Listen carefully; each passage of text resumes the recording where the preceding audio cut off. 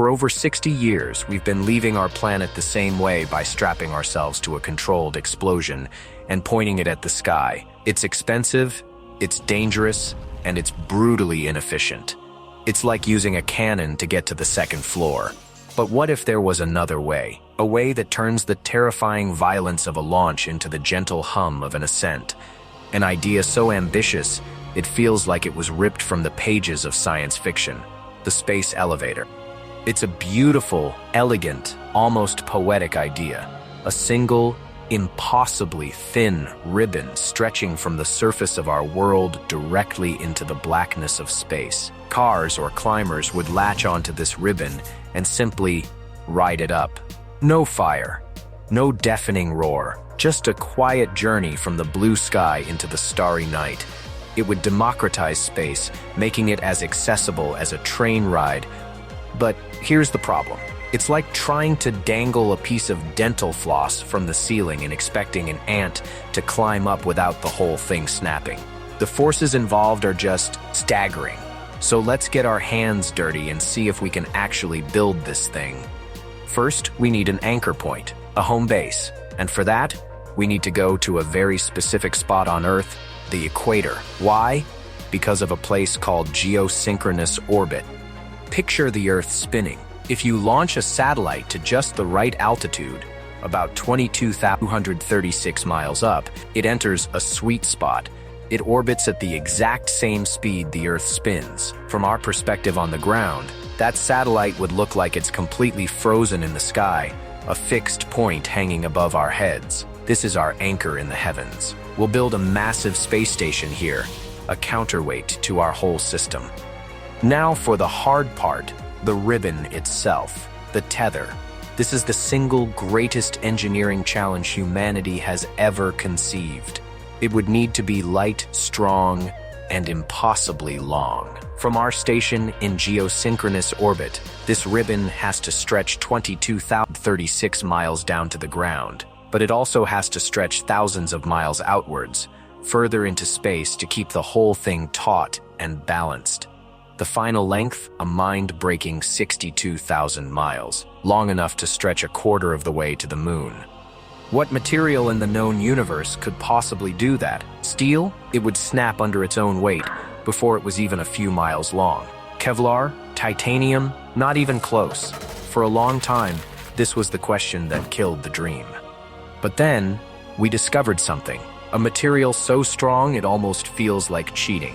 Carbon nanotubes. Imagine a sheet of carbon, just one atom thick, rolled up into a perfect microscopic tube. These tubes are pound for pound, over 100 times stronger than steel. A ribbon woven from these nanotubes, just a few feet wide and thinner than a piece of paper, could theoretically withstand the colossal forces trying to rip our elevator apart. So we have our spot on the equator, our station in the sky, and our miracle material. So how do you build a tower that's taller than a planet is wide? Well, you cheat. You build it from the top down.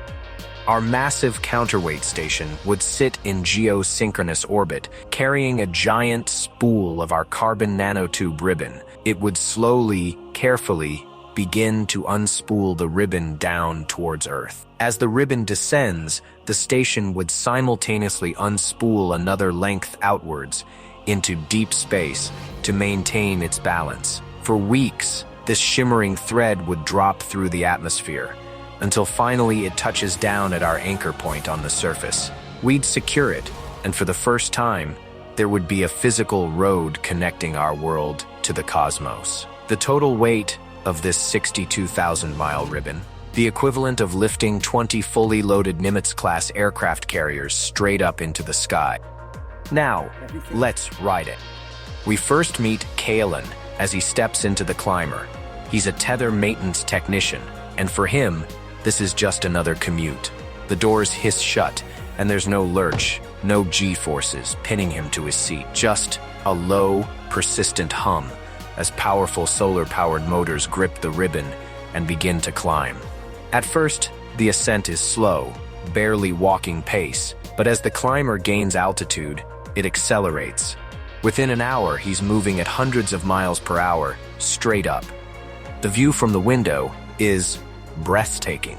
The ground falls away, cities shrink into grids of light, and weather patterns become visible swirls of white. After a few hours, the gentle curve of the earth becomes undeniable. The sky above darkens from blue to indigo to a profound velvety black. Stars appear, sharp and brilliant, no longer twinkling through an atmosphere. Kalen floats in his seat now, the pull of Earth's gravity slowly giving way to the microgravity of orbit. His journey to the geosynchronous station, 22,000 miles up, will take about a week. The worst commute in human history, maybe, but with the best view. From the station, a different set of climbers can take him further up the ribbon, to the very end. As these climbers ascend, they gain enormous orbital velocity from the Earth's rotation. At the top, 62,000 miles out, they can just let go. They would be flung out into the solar system. With so much momentum, they could reach Mars or the asteroid belt with minimal fuel. The elevator hasn't just been a lift to orbit, it's become a colossal slingshot to the planets. It's a perfect system, until it isn't. Because our elevator, this monument to human ingenuity, is terrifyingly fragile. It's a single point of failure on a planetary scale. For all its strength, the ribbon is still just a thin sheet hanging in the sky, and space is not empty. It's filled with millions of pieces of debris, from spent rocket stages to tiny flecks of paint, all moving at orbital speeds more than 17,000 miles per hour. A collision with an object the size of a marble would hit with the force of a hand grenade. A baseball-sized piece of debris would be catastrophic. And that's not even the biggest threat. What happens if the tether snaps? Let's put ourselves back with Kalen. He's halfway through his journey, peacefully watching the Earth turn below. For him, it would start with a sudden, violent jolt. Alarms would scream. The section of the ribbon below him, no longer anchored to the ground, would be flung violently upwards and outwards into a chaotic, high-altitude orbit, whipping around the planet like a broken whip. The upper section, meanwhile, now disconnected from its counterweight, would lose its orbital battle with gravity. It would begin to fall back to Earth.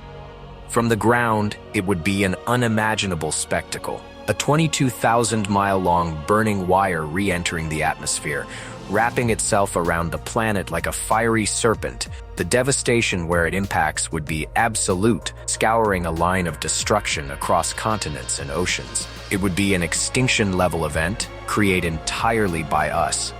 But the horror doesn't stop there. The debris from the shattered ribbon and any destroyed climbers would create a cloud of hypervelocity shrapnel in low Earth orbit. This cloud would then collide with other satellites, creating more debris which would collide with more satellites. It's a chain reaction called the Kessler syndrome. It's an apocalypse of shrapnel, speed, and silence.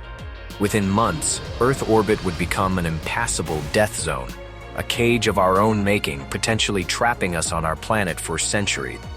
So, could we actually build a space elevator? The material science is almost there. The engineering, while monumental, is something we can map out. We can see the path. But the real question isn't can we, it's should we.